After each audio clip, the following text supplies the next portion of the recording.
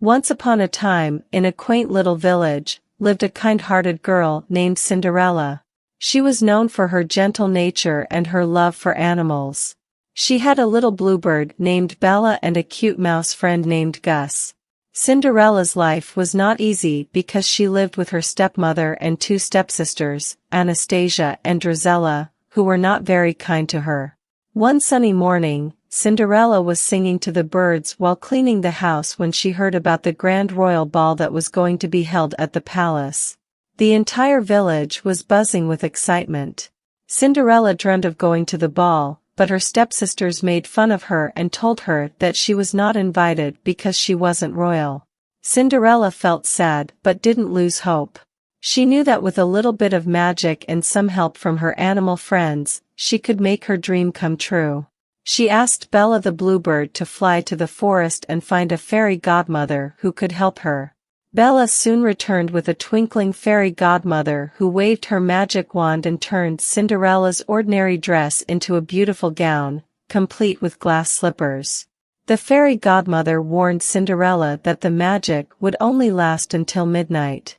So, Cinderella promised to return home by then. With a heart full of joy, she arrived at the royal ball, where everyone was amazed by her beauty and grace.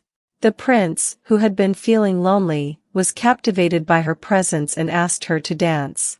Cinderella and the prince spent the entire evening together, talking and dancing.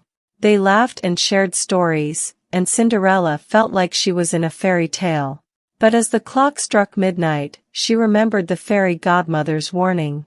She had to leave the ball in a hurry, and in her haste, she left behind one of her glass slippers on the palace steps. The prince was determined to find the owner of the glass slipper and marry her.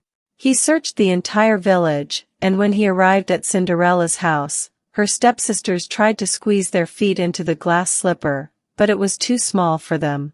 Finally, Cinderella's turn came. She put on the glass slipper, and it fit perfectly.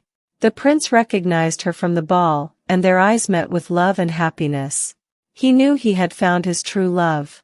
Cinderella forgave her stepsisters for their unkindness, and her stepmother realized the error of her ways and also apologized.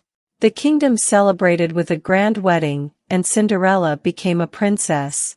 And so, Cinderella's dream came true not just because of a fairy godmother's magic but also because of her kindness, courage, and the love she found with the prince. They lived happily ever after, reminding everyone that true love and kindness can turn any ordinary life into an enchanting fairy tale.